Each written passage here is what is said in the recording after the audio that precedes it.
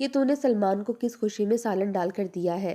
تجھے پتہ نہیں ہے کہ گھر کے حالات کیا چل رہے ہیں؟ اور اس بھوکے ننگے کو اگر تو آدھی روٹی دے دیتی تو کیا اس کا پیٹ نہیں بھرتا؟ مشتاق غصے سے کچن میں آیا تھا، جہاں پر اس کی بیوی ہنڈیا سے سالن ڈال کر سلمان کو دے رہی تھی۔ مشتاق کی آواز سن کر سلمان تو سہم چکا تھا۔ سہم کر اس نے اپنے ہاتھ میں موجود سالن کی پلیٹ واپس وہیں پر رکھ دی اور اپنی ماں کے پیچھے چھپ گیا۔ کنیز کے ہاتھ بھی رک چکے تھے۔ شوہر کو اس قدر غصے میں دیکھا تو ڈرتے ڈرتے کہنے لگی کہ مشتاق، اتنے ہفتوں بعد گھر میں گوشت کا سالن بنا ہے۔ روز میرا بچہ سوکھی روٹی تو کھاتا ہے، آج گوشت کو دیکھ کر اس کا بھی دل للچایا، تو اس لیے میں نے تھوڑا سا شوربہ اور ایک بوٹی ڈال کر دے دی۔ اتنا سننا تھا کہ مشتاق نے ایک تھپڑ کنیز کے منہ پر مار دیا۔ کہنے لگا کہ میں حرام نہیں کماتا، خون پسینے کی محنت ایک کر کے کما کر لاتا ہوں تاکہ 2 وقت کی روٹی نصیب ہو سکے۔ تجھے کس نے حق دیا کہ تو اس کو بھی یہ سالن ڈال کر دے؟ جانتی ہے کتنے روز کے پیسے اکٹھے کرنے کے بعد میں یہ مرغی لے کر آیا تھا تاکہ تو مجھے بنا کر دے، مگر تو اس نالائق ہڈ حرام کو بھی یہ ڈال کر دے رہی ہے۔ اپنی ماں کو تھپڑ کھاتا دیکھ کر تو سلمان رونے لگا تھا۔ اپنی اماں کو اٹھانے لگا، کہنے لگا کہ میں سوکھی روٹی کھا لوں گا، میں نے ابھی ایک بھی نوالا نہیں لیا، میں سالن واپس ہنڈیا میں ڈال دیتا ہوں، میری اماں کو مت مارو۔ سلمان بہت زیادہ ڈر چکا تھا، جانتا تھا کہ غصے میں مشتاق اس کی ماں کے ساتھ کیا کچھ کر چکا تھا۔ اس نے اپنے ہاتھوں سے پلیٹ میں ڈالا ہوا سالن واپس ہنڈیا میں پلٹ دیا اور کہنے لگا کہ میری اماں کو اور مت مارنا۔ مشتاق نے غصے سے سلمان کو گردن سے دبوچ کر اوپر اٹھا لیا تھا، کہنے لگا کہ آئندہ کے بعد اگر میں نے تمہیں اور تمہاری اس ماں کو میری کمائی پر عیاشیاں کرتے دیکھا تو پھر دیکھنا میں تم لوگوں کا حشر کیا کرتا ہوں۔ اتنا کہہ کر اس نے سلمان کو چھوڑا اور غصے سے باہر چلا گیا۔ دیسی گھی میں پکے ہوئے لچھے دار پراٹھے اور ساتھ مرغی کا بھنا ہوا گوشت انگلیاں چاٹتے ہوئے بڑے مزے سے مشتاق کھا رہا تھا، جبکہ یہ دونوں ماں بیٹا باورچی خانے میں ہی فرش پر بیٹھے سوکھی باسی روٹی کھا رہے تھے۔ یہ روٹی بھی دوپہر کی بنی ہوئی تھی جو کہ مشتاق نے بچائی تھی۔ اس نے تو صاف الفاظ میں کنیز اور سلمان کو کہہ دیا تھا کہ تازہ کھانا صرف میرے لیے بنے گا، میں کھا کر پیٹ بھر چکا تو جو بچے وہی تم دونوں کھاؤ گے، خبردار جو تم لوگوں نے فضول خرچی کی تو۔ میں تو مرد ہوں، گھر سے باہر جا کر کماتا ہوں، تبھی اس گھر کا چولہا جلتا ہے، میرا تو حق ہے کہ میں تازہ کھانا کھاؤں، مگر تم لوگ تو گھر میں بیٹھ کر بس مفت کی روٹیاں توڑتے ہو۔ کنیز شوہر کی بات پر ہاں میں سر ہلا چکی تھی، جبکہ سلمان تو شروع سے ہی اپنے باپ سے بہت ڈرتا تھا۔ ابھی بھی دونوں سوکھی روٹی پیاز کے ساتھ کھا رہے تھے، ساتھ سبز مرچ نوالے بنا کر سلمان کھا بھی رہا تھا اور بار بار آنکھوں سے آتا پانی صاف کرتے ہوئے پانی بھی پیے جا رہا تھا۔ مشتاق کو اس سے کوئی غرض نہیں تھا۔ کھانا کھا کر ڈکار مارتا ہوا اس نے برتنوں کو ایک جانب پٹخا اور پھر کمرے میں لمبی تان کر سونے کے لیے لیٹ گیا۔ کنیز نے ایک نظر اپنے معصوم بچے پر ڈالی تھی، پھر اپنے دوپٹے سے جو کہ کئی جگہ سے بسیدہ اور پھٹ چکا تھا اس سے اپنے بچے کی آنکھیں صاف کیں اور کہنے لگی کہ بس بیٹا فکر مت کرو، جیسے ہی تمہارے ابا کے پاس زیادہ پیسے آنا شروع ہو جائیں گے نا تو میں تمہیں مرغی بنا کر دوں گی، ابھی تو یہ سالن ہی تھوڑا سا لائے تھے، دیکھو تمہارے ابا کتنا کام کرتے ہیں، اس لیے اگر تھوڑا بہت غصہ کر جائیں تو دل پر نہیں لیتے۔ سلمان بھی اپنی ماں کی جھوٹی تسلیوں پر خاموش ہو چکا تھا، مگر پچھلے 3 سال سے یہ سب کچھ تو چل رہا تھا، کچھ بھی نہیں بدلا تھا۔ کنیز کی پہلی شادی ایک بڑی عمر کے شخص کے ساتھ ہوئی تھی۔ اس شخص نے کنیز کو اپنے ہاتھ کا چھالا بنا کر رکھا ہوا تھا، کیونکہ ایک تو کنیز اس سے عمر میں بہت چھوٹی تھی، دوسرا بہت خوبصورت تھی، بڑا ہی خیال رکھنے والی اور گھر داری سنبھالنے والی لڑکی تھی۔ کنیز کو بھی اپنے شوہر کی بڑی عمر سے کوئی اعتراض نہیں تھا، مگر جیسے ہی سلمان پیدا ہوا تو اس کے پہلے شوہر کو بڑی عجیب سی بیماری لگ گئی تھی۔ ذرا سا بھی زیادہ کام وہ کرتا تو اس کے ناک سے خون آنے لگتا، چکر آنے لگتے، کتنی ہی مرتبہ وہ کام کے دوران بے ہوش ہو چکا تھا اور مزدور اسے ڈاکٹر کے پاس اٹھا کر لے جایا کرتے تھے۔ وہ گاؤں میں رہتے تھے اور وہاں پر ایک سرکاری ہسپتال تھا جس کا عملہ انتہائی لاپرواہ تھا۔ عام سی دوائیاں دے کر وہ کنیز کے پہلے شوہر کو گھر بھیج دیا کرتے کہ یہ دوا کھاتے رہیں ٹھیک رہیں گے، مگر دھیرے دھیرے بیماری بڑھی، جب تک پیسے اکٹھے کر کے وہ شہر سے اس بیماری کا علاج پتہ کروانے گئے بہت دیر ہو چکی تھی۔ اس کے مرحوم شوہر کے دماغ میں رسولی تھی جس کی وجہ سے اس کی یہ حالت ہو رہی تھی۔ ڈاکٹر نے جو ادویات اور علاج بتائے وہ بہت مہنگے تھے۔ دونوں نے سر توڑ کوشش کی مگر ڈاکٹروں نے کہہ دیا کہ ہم کچھ نہیں کہہ سکتے۔ اگر آپ وقت پر سرجری کروا لیتے تو آپ بچ سکتے تھے۔ اب یہ رسولی کب پھٹے ہمیں اس کے بارے میں کچھ علم نہیں۔ آپ چند ہفتے زندہ رہیں گے، چند مہینے یا چند سال۔ بہرحال یہ سن کر مرحوم شوہر گھر واپس آ گیا۔ اس نے کنیز اور اپنے بچے سلمان کو یہی کہا تھا کہ وہ بالکل ٹھیک ہے، کوئی رسولی نہیں اس کے دماغ میں۔ وہ 5 وقت کا نمازی حافظ قرآن، بس یہی دعا کرتا رہتا کہ اس کی اتنی زندگی اللہ تعالیٰ بڑھا دے کہ وہ اپنے بچے کو اپنے پیروں پر کھڑا کر جائے۔ اس کے بعد بھلا اس کی بیوی اور بچے کا کیا ہوگا؟ چند سال ہی کنیز کا مرحوم شوہر زندہ رہ سکا تھا۔ ایک روز ایسا سویا دوبارہ اٹھ نہ سکا۔ کنیز پر تو قیامت ٹوٹ چکی تھی۔ سلمان یتیم ہو چکا تھا۔ پہلے شوہر کی موت کا صدمہ بھی اس پر بھاری تھا کہ رشتہ دار طرح طرح کی باتیں کرنے لگے، کہنے لگے اس کی دوسری شادی کروا دو، جوان جہان ہے، ویسے بھی کون سا اس کی گود میں بیٹی ہے بلکہ بیٹا ہے۔ کوئی بھی رنڈوا، کوئی بے سہارا شخص ملے تو اس کا کنیز کے ساتھ نکاح کروا دو۔ ارے بیٹا ہے، کل کو بڑا ہو کر کام کاج کرے گا تو اس شخص کا بھی سہارا بنے گا۔ لوگوں کی باتیں سن کر کنیز نے بہت کہا تھا کہ وہ دوسری شادی نہیں کرے گی بلکہ اپنے بچے کے ساتھ اپنا گزر بسر کر لے گی، مگر ہر کوئی طرح طرح کی باتیں کرنے لگا کہ اکیلی عورت کا کوئی سہارا نہیں ہوتا، اس لیے اگر دوسری شادی کر لو گی تو تمہارے سر پر مرد کا سایہ ہوگا، تمہیں کوئی کچھ نہیں کہہ سکے گا۔ پھر اپنے بچے کی جانب دھیان دیتے ہوئے کنیز نے نہ چاہتے ہوئے بھی ارادہ کر لیا کہ وہ دوسری شادی کرنے کے لیے تیار ہے۔ اس کی بھابھی نے اس کے لیے یہ رشتہ دیکھا تھا۔ مشتاق سے اس کا رشتہ طے کرنے کے بعد جب اس کا نکاح سادگی سے کیا گیا تو بھابھی نے اسے رخصت کرتے ہوئے جب سینے سے لگایا تو یہ بات کہی کہ دیکھو بی بی، تمہیں میں اس گھر سے بھیج تو رہی ہوں، اب دوبارہ کچھ بھی ہو جائے واپس پلٹ کر اس گھر میں مت آنا، اپنے بھائی کی طرف کچھ دھیان کر لینا۔ کنیز جو سمجھ رہی تھی کہ اس کا شوہر بہت اچھا ہوگا، اس کا بہت خیال رکھے گا، کیونکہ اس شخص کی بھی پہلی بیوی وفات پا چکی تھی، وہ مزدوری کرتا تھا اور بڑے ٹرک لوڈ کرنا اس کا کام تھا، مگر شادی کے عین روز سہاگ رات کے وقت جب دلہن بنے اپنے کمرے میں کنیز بیٹھی تھی تو سلمان اس کے پاس ہی بیٹھا تھا۔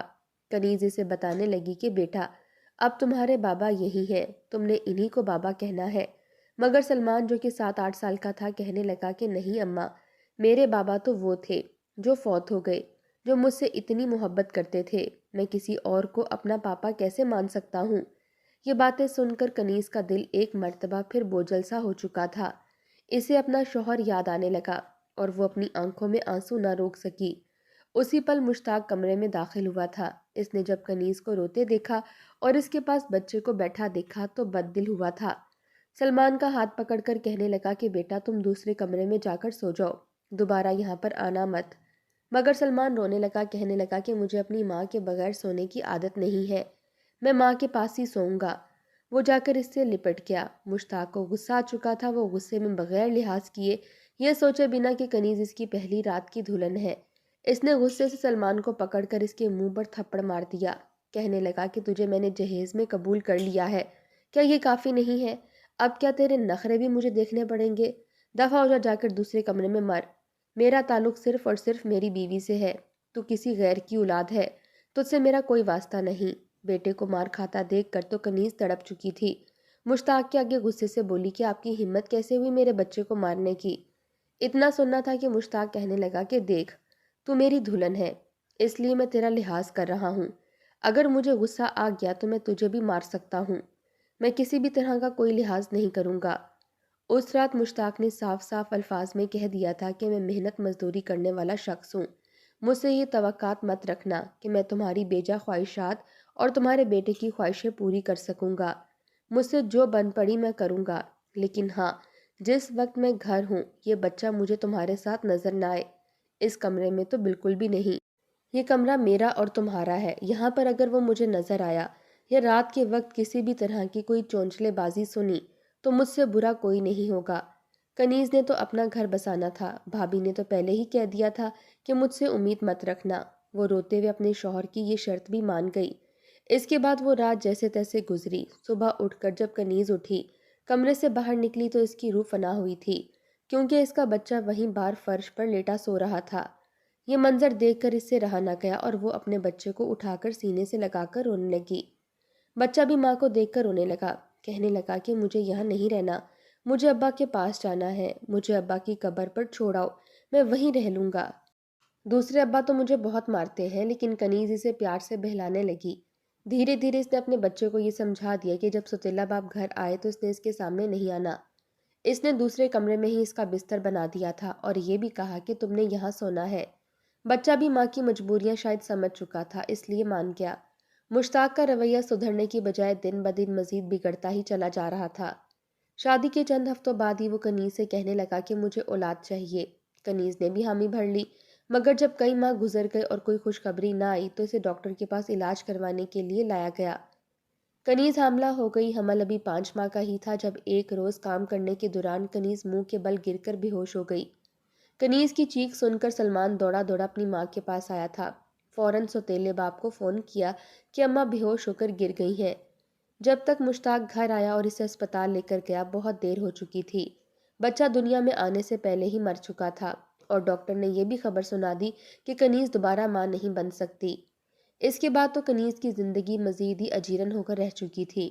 تھوڑی بہت جو امید تھی کہ مشتاق بہتر ہو جائے گا اب وہ بھی ختم ہو چکی تھی۔ وہ جو پہلے تھوڑی بہت ضروریات کنیز اور اس کے بیٹے کی پوری کر دیا کرتا تھا اب وہ بھی کرنا بند کر دی تھی۔ کتنے سال گزر چکے تھے اس نے کنیز کو نئے کپڑے تک لے کر نہیں دیے تھے۔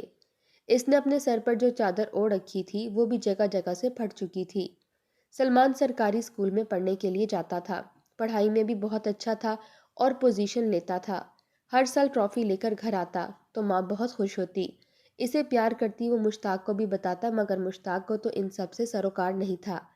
کہتا تھا کہ یہ میری اولاد تھوڑی ہے جو میں خوش ہوں اس کے پاس ہونے پر جشن مناؤں، یہ تو اس کی اولاد ہے جو مٹی تلے دفن ہو چکا ہے، میرا خون تھوڑی ہے جو میں اس کے لاڈ نخرے اٹھاتا پھروں۔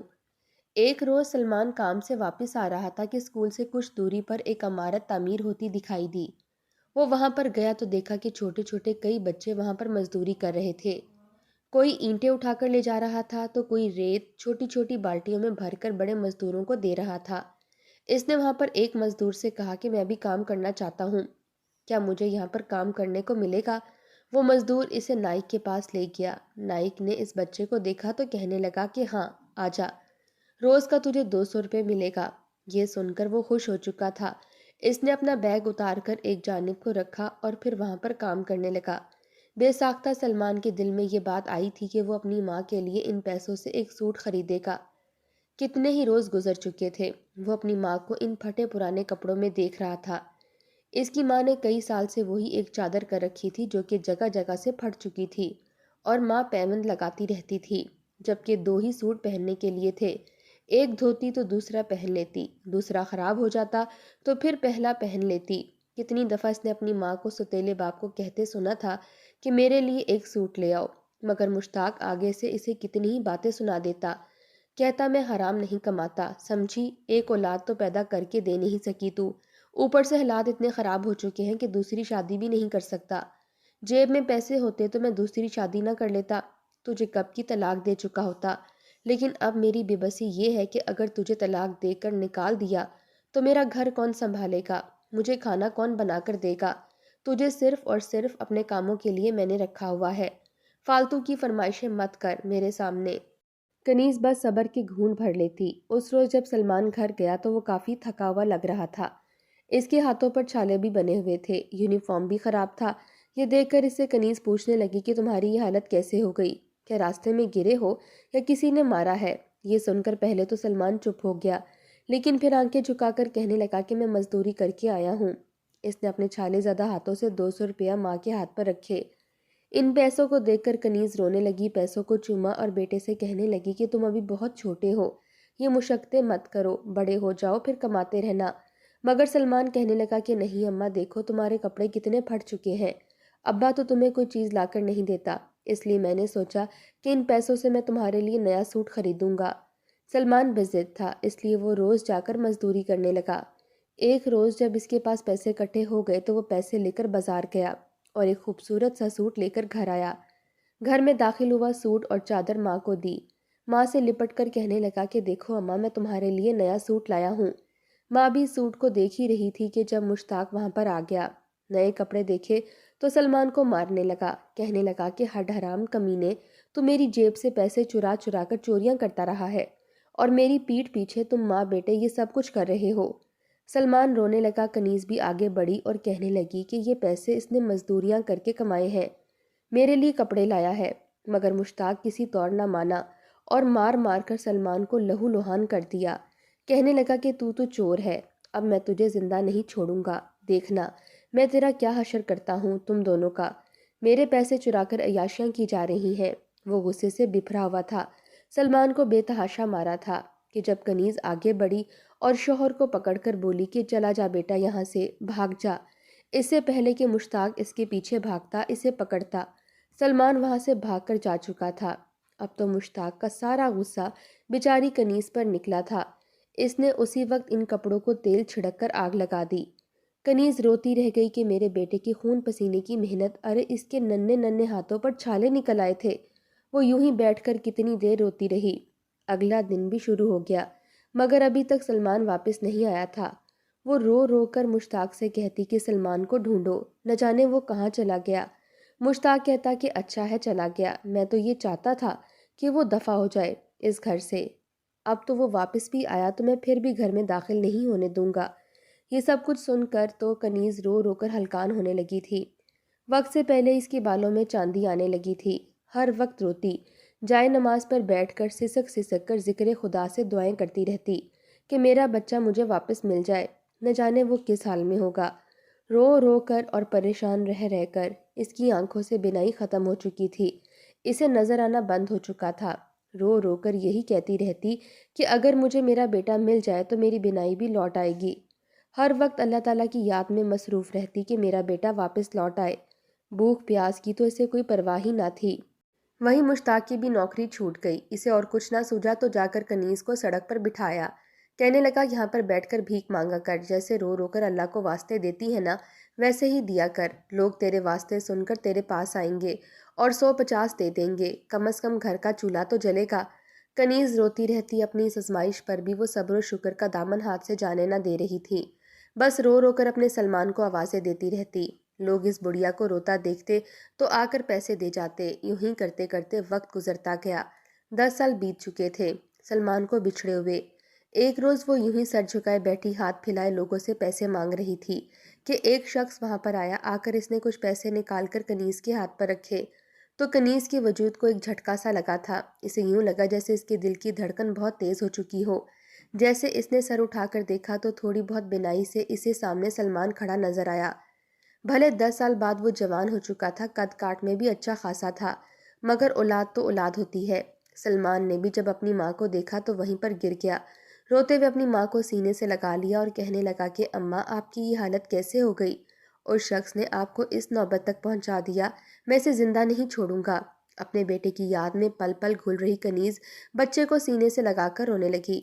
سلمان اسے فوراً اپنی گاڑی میں بٹھا کر لے گیا، کہنے لگا کہ اماں میں آپ کو ہی لینے آ رہا تھا، آپ نہیں جانتی میں نے کیا کچھ نہیں کیا، میں کچھ بن کر آپ کے پاس آنا چاہتا تھا، لیکن مجھے نہیں پتا تھا کہ میرے جانے کے بعد یہ شخص یہ سب بھی کر سکتا ہے۔ کتنی دیر دونوں روتے رہے، پھر سلمان بتانے لگا کہ جب وہ یہاں سے بھاگا تھا تو راستے میں ایک گاڑی میں جا کر چھپ گیا کہ کہیں مشتاق اسے ڈھونڈ نہ لے۔ وہ گاڑی اسے دوسرے شہر لے جا چکی تھی، جہاں پر جا کر اس نے محنت مزدوری کی، اسکول میں آگے تعلیم حاصل کی۔ وقت گزرتا گیا اور وہ محنت مزدوری کرتے ہوئے پڑھائی بھی کرتا رہا۔ پھر اس کا ایک دوست جو کہ اچھے خاندان سے تعلق رکھتا تھا، اس نے اپنا کاروبار شروع کیا اور اس میں سلمان کو بھی حصے دار ٹھہرایا۔ کاروبار سے اس کے پاس منافع بھی آ چکا تھا، اب اس کے پاس اتنے پیسے تھے کہ وہ کرائے کا گھر لے کر اپنی ماں کو اپنے پاس رکھ سکتا۔ اسی خاطر وہ اپنے دوست کی ہی گاڑی میں بیٹھ کر اس جانب آ رہا تھا کہ جب اسے سڑک پر اپنی ماں بھکارن کی صورت میں ملی تھی۔ کنیز نے روتے ہوئے ہر ظلم اپنے بیٹے کو بتایا، مشتاق کو سبق سکھانا ضروری تھا۔ سلمان اپنی ماں کے ساتھ اس گھر میں داخل ہوا تھا۔ سلمان کے ٹھاٹ باٹ دیکھ کر مشتاق ایک بار کو گڑبڑا سا گیا، آگے بڑھ کر سلمان کو کہنا چاہا کہ میرا بیٹا بڑا افسر بن کر واپس آ گیا، مگر اس سے پہلے ہی سلمان نے اسے پکڑ کر باہر گرایا تھا۔ فوراً پولیس کو بلایا اور اسے پولیس کے حوالے کر دیا، اپنی ماں کو لے کر وہاں سے چلایا۔ آنکھوں کا علاج کروایا گیا جس سے وہ دوبارہ سے دیکھنے لگی۔ اپنے بیٹے کو دیکھ کر تو جیسے اس کی خوشیاں دوبارہ سے لوٹ آئی تھیں۔ وہ اپنے رب کا جتنا شکر ادا کرتی کم تھا۔ کنیز کی آزمائشیں ختم ہو چکی تھیں،